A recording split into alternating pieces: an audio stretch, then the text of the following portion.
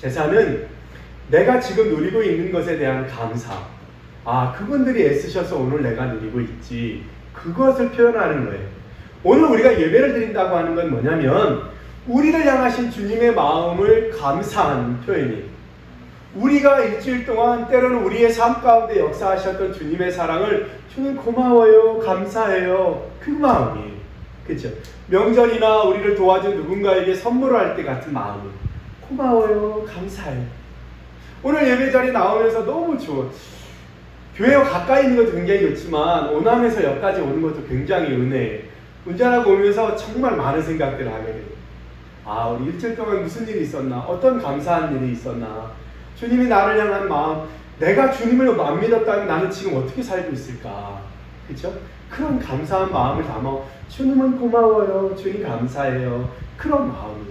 물질을 드리는 건 우리가 지금 현대사회, 자본주의 사회에 물질이 중요하고 물질로 모든 것이 표현되니까 물질을 드리는 거지만 사실은 우리가 원하는 예배는 물질에 있지 않아요. 우리의 마음의 중심에 있어요. 어떤 감사의 마음으로? 신령과 진정이란 말이 그거예요. 사마리아 여인이 얘기해요. 이쪽 산에서 해야 되나요? 저쪽 예루살렘에서 예배해야 되나요? 아니다, 아버지께 예배할 때가 오나니 신령과 진정으로 예배해야 된다. 그래요. 오늘 모여 예배한다는 건 코로나도 있고 여러 가지 상황도 있고 방역도 있고 많은 것들이 있지만 그것보다 더 중요한 건 뭐냐면 오늘 내가 주님 앞에 어떤 마음으로 주님께 감사를 드리냐는 거예요. 주님께 감사한 마음으로 나아간다는 거예요. 오늘 성경 131장에도 같은 내용이에요. 같은 내용. 131장에 보면 제목이 다윗의 시 곧 성전에 올라가는 노래. 다윗이 예배를 드릴 때 때로는 이스라엘 백성들이 예배를 드릴 때 불렀던 노래와 같다라는 거예요. 이런 노래를 부르면서 예배를 드렸다는 거예요. 예배 중간에 때로는 성가대가 이 노래를 불렀다는 거예요. 예배를 드리러 온 사람들에게 하나님께 집중하도록 하기 위해서 노래한 노래가 이 노래예요. 여호와여 내 마음이 교만하지 아니하고 내 눈이 오만하지 아니하오며 내가 큰 일과 감당하지 못할 놀라운 일을 하려고 힘쓰지 아니하나이다. 여러 가지 뜻이 있지만 우리가 오늘 예배 때 불려질 노래라고 하는 것에 집중해서 본다면 이 내용이 뭐예요? 와서 앉아있으니, 와서 세상의 분주함을 내려놓고 와서 앉아서 예배를 드리니까 어떤 마음이 들어요? 내가 일주일 동안 너무 교만하려고 하지 않았나? 내가 오만한 자의 모습으로, 오만한 자의 눈으로 사람을 보지 않았나? 그리고 사람을 비교하고 평가하고 나는 괜찮은 사람인 것처럼 살지 않았나? 그리고 또 뭐예요? 내가 큰 일과 감당하지 못할 놀라운 일을 하려고 하지 않았나? 그런 생각을 하는. 그 마음이 든 거예요. 내가 감당할 수 없는 일, 그 일을 내가 하려고 몸부림치다가 화도 내고, 그리고 왜요? 내가 감당할 수 없는 일을 하다가 거짓도 행하고 그저 나쁜 짓도 하지 않았나? 이런 생각을 하고 있는 거예요. 예배 자리에 앉아서 그 생각이 드는 거예요. 그래서 반성하는 거예요. 그래서 다시 회개하고 마음을 돌이키는 거예요. 주여 내 마음이 교만하지 아니하고 내 눈이 오만하지 아니하오며 내가 큰 일과 감당하지 못할 놀라운 일을 하려고 힘쓰지 아니하나이다. 그렇게 살아야 되겠구나. 그렇게 살았어야 되는데 그렇지 못했구나. 그거예요. 내가 내 능력 바깥의 일을 하려고 그냥 마음만 졸이지 사실은 할 수 있는 건 아무것도 없어요. 왜냐하면 내 능력 바깥이기 때문이에요. 날씨를 어떻게 하겠어요? 우리가 이 더운 날씨를, 그 어항에 있는 금붕어들의 물이 뜨거워졌어요. 그럴 때는 얼음 몇 조각 넣으면 그 온도가 낮아지지만 이 땅이 더워진 걸 우리가 어떻게 할 수가 없어요. 그죠? 근데 마치 우리가 어떻게 할 수 있는 것처럼, 누군가가 해줘야 되는 것처럼 짜증내고 원망하고 불평하지는 않았나. 그죠? 그런 마음이 듭니다. 우리도 오늘 예배하고 와서 앉아서 돌아갈 때는 우리가 품어야 될 마음이 이 마음이에요. 내 영혼이, 내 마음이 교만하지 않고 내가 눈이 오만한 눈으로 사람들을 쳐다보지 않았나? 그렇게. 그죠? 그리고 내가 할 수 없는 일인데 마치 내가 할 수 있는 것처럼, 때로는 내가 할 수 없는 일을 누군가가 해줘야 되는 것처럼 그렇게 의지하고 원망하지 않았나? 그 마음을 돌이키는 게 뭐다? 예배하는 거예요. 예배하는 거예요. 예배하면서 내 딸을 향하여 내가 어떤 마음을 품었지? 그런 거. 그렇게. 아유, 나도 저 나이 때 정말 잘 살지 못하고 엄마한테 맨날 등짝 스매싱을 맞아가면서 살았는데 나는 지금 저한테 나도 하지 못하는 일을 하라고, 나보다 더 대단한 걸 하라고, 그리고 때로는 TV에 나오는 그 어떤 아이처럼 너도 그만큼 해야 된다고. 그죠? 그렇게 금메달, TV에서 올림픽에 금메달, 어제도 우리 양궁에서 금메달 땄어요. 그죠? 17살이에요. 남자친구는. 여자친구는 이제 20살이에요. 대표팀 가운데 제일 어리대요. 대표팀 사람들이 얼마나 많은데 그 중에 제일 막내들이 우리나라에서 1등에서 대표로 나왔어요. 그 막내들이 첫 번째 금을 땄어요. 대단하죠. 그죠? 예. 그럼 근데 거기서 박수 치면 좋은데 어른들은 뭐예요? 야, 저 봐. 쟤는 고등학교 때 나라에 빚을 내고 금메달, 너는 지금 TV에 보면 요 게임하고 앉아있으니 너 모델래? 이렇게 모델래. 그죠? 그런 거예요. 몰라요. 나는 그 친구들이 그들의 집안 사정을 잘 모르지만 혹시나 알아요. 그들의 집안은 대대로 양궁의 집안일지. 그죠? 그랬대잖아요. 야, 너는 말이야, 얘는 그 나이 때 그렇게 하는데 너는 그거밖에 못하냐 그랬더니 아이가 그랬다잖아요. 아버지, 그 미국의 대통령은 40살에 대통령이 됐는데 아버지는 지금 뭐 하세요? 이렇게 되잖아요. 그렇죠? 그런 것 같은 거예요. 그렇지 않았나? 돌아보는 거예요. 내가 한 주 동안 어떻게 살았지? 어떤 고마움이 내 안에 있었지? 이거는 내가 한 게 아니라 하나님의 은혜인데, 이건 내가 한 게 아니라 이 사람의 도움이고 이 사람의 은혜고, 그래 하나님이 역사하신 거지. 그러고 돌아보는 거예요. 그죠? 얼마나 감사해요. 그러면 뭐예요? 원망과 불평은 없고 감사만 나요. 감사만. 그걸 하라는 거예요. 그 다음에 뭐라고 고백하냐면 2절에 실로 내가 내 영혼으로 고요하고 평온하게 하기를 젖된 아이가 그의 어머니 품에 있음 같게 하였나니 내 영혼이 젖된 아이와 같도다. 내 영혼을 어떻게 고요하고 평온하게 만들어야 된다. 어떤 상태까지 만들어야 되냐면 젖된 아이가, 그죠? 아이가 어머니의 품에서 잠들어 있는 것처럼, 그죠?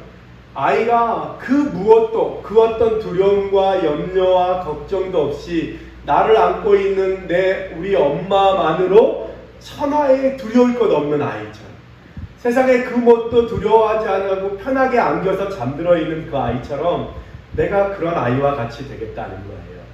그죠? 세상에서 들려오는 소리, 세상의 변화들 속에 우리는 지치고 힘들 때가 있어요. 그죠? 그리고 이렇게 빠르게 변화되는 세상에 나도 지쳐지지 않으려고 노력하다 보면 나도 나를 상실할 때가 있어요. 그죠? 그래서 나는 나를 상실하고 그 보이지 않는 허상을 쫓아서 달려갈 때가 있어요. 그러면 우리 영혼은 지치는 거예요. 우리 영혼이 힘든 거예요.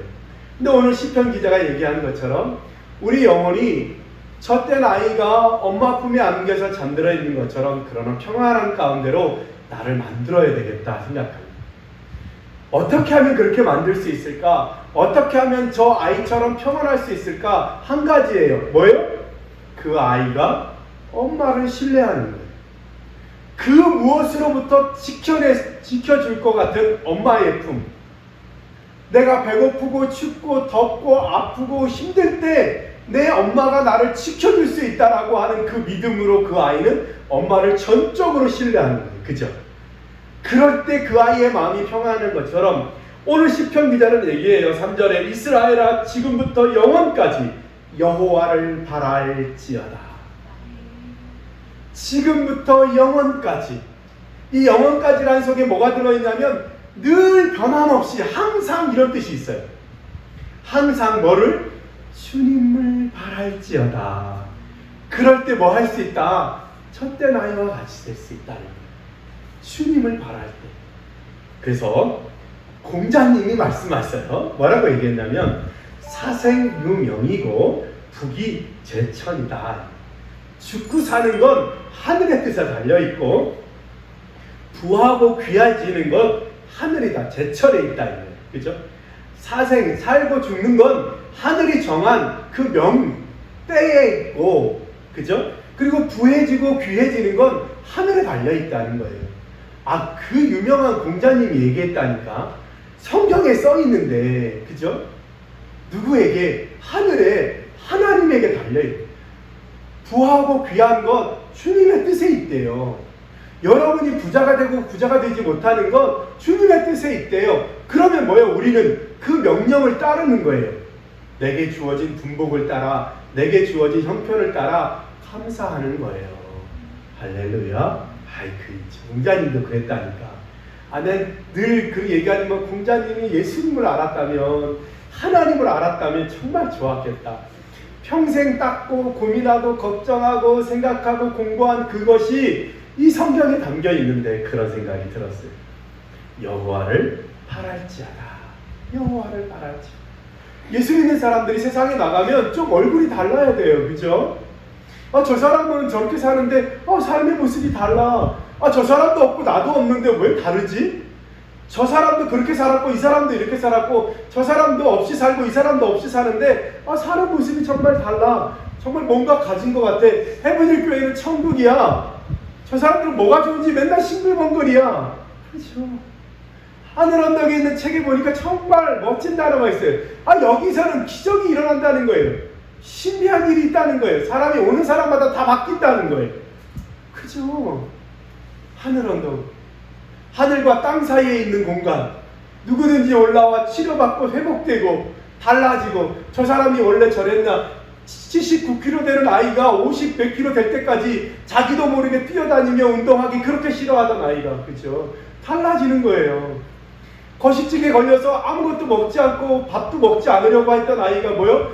코에 향기를 맡기 시작하고 먹기 시작하니까 6kg나 쪘어요. 얼마나 밝아졌는지 몰라요. 그런 아이들로 바뀌는 거예요. 아버지가 폭력을 해서 맨날 그 뚱뚱한 사람, 뚱뚱한 거위만 보면 쫓아가서 혼내주려고 했어요. 왜 그래요? 아버지 닮아서 그랬다는 거예요. 그런데 그 아이가, 그 거위가 불쌍히 여겨지고 그 거위를 향해서 먹을 것을 갖다 주면서 마음이 회복되는 거예요. 그래서 그 거위도 경계하지 아니하고 그 아이와 함께 끌어안고 그렇게 지낸 거예요. 그죠? 그 회복, 그 변화, 그게 예수 믿는 사람이에요. 그게 예배드린 사람의 모습이어야 되는 거예요. 할렐루야. 그렇게 되기를 원합니다. 우리가 다 그렇게 됐으면 좋겠어요. 우리 예배드린 사람이잖아요. 우리는 하나님을 아는 사람이잖아요. 우리는 하나님을 영원히 쫓아가는 사람들이잖아요. 그죠? 그렇게 되기를 소원합니다. 마지막으로 한 번 더 공자님이 이렇게 얘기했어요. 제자들이, 공자님, 이 공자님이 이렇게 똘똘하고 이렇게 대단하시는데 왜 사람들은 몰라주죠? 공자님이 이렇게 대단하신데 저 왕은 왜 공자님을 쓰지 않나요? 그렇게 안타까운 마음을 표현했어요. 그럴 때 공자님이 뭐라고 했냐면 이렇게 했어요. 저 하늘도 원망하지 않고 사람들도 탓하지 않겠다. 아래에서 배우고 저 위에로 통달하니 나를 알아주는 분은 바로 하늘이지. 왜 공자님 같은 분을 저렇게 벼슬 자리에 안 써주죠? 왜 공자님을 몰라주죠? 이렇게 고생하고 가난하게 수많은 제자들을 먹이느라고 힘들죠? 그 얘기할 때 얘기하는 건, 난 하늘을 원망하지 않고 사람도 탓하지 않겠다. 밑에 있는 사람에게로부터 나는 배우고 그 배움이 저 위에까지 통달하려고 노력하고 있으니 나를 알아주는 분은 하늘이지. 공자님이 예수를 믿어요. 나를 알아주는 분이 하늘이지. 우리 예배드린 사람답게 그렇게 삽시다. 할렐루야. 우리 가정들, 우리 해븐일의 식구들, 하나님 얼마나 회복시켜, 이 해븐일에 이 5층에 올려오게 하셔서 여러분의 삶과 여러분의 인생을 얼마나 많이 바꿔주셨어요. 저도 교회에 막 손볼 게 너무 많은 거, 막 청소할 것도 많고 벌려놓은 것도 많고, 교회에 안 오다가 맨날 오니까 막 안 쓰다 쓰면 당연히 그렇잖아요. 치다 보니까 이거 할 게 많다. 근데 어제 이건 그 책이 생각나는 거예요. 그래서 이사장님이 그렇게 맨날 휴지 줍고 나무 가꾸고 애들이 다 수희 아저씨인 줄 알잖아. 그 하늘 언덕에 나오는 그 할아버지도 맨날 쓰레기 수레 끌고 다니면서 쓰레기 치우고, 아이들이 뛰어다니면서 마음도 온전치 않은데 아이들이 뛰어다니면 얼마나 지저분하겠어요. 얼마나 흘리는 게 많겠어요. 얼마나 버리는 게 많겠어요. 그거 다 마을을 돌면서 청소한. 그렇구나. 그치. 그게 낮아지는 거구나. 목사님, 내가 해야 할 일은 치우고 청소하고 가꾸고 닦는 거구나. 어제 집에 가 밤 1시만 집에 가면서 그 생각, 아 주님 여기도 좋은데 우리 단독 건물 있고 마당이 있으면 평생 그냥 저 아저씨가 수희 아저씨인가 보다 사람들이 와서. 근데 주일날 와보면 앞에 와서 설교하고 있고 설교 끝나면 반바지에 작업복 입고 또 청소하고 나무 자르고 뭐 책꽂이 만들고 아 그러고 있으면 멋있겠다 이런 생각이 들었어요. 하늘도 원망하지 않고 사람도 탓하지 않겠다. 아래에서 배우고 저 위에로 통달하니 나를 알아주는 분 바로 하늘이지. 그 마음으로 그렇게 삽시다. 제가 이제 드디어 사서 삼경의 사서에 3권을 띄었습니다. 논어와 중용과 대학을 마쳤어요.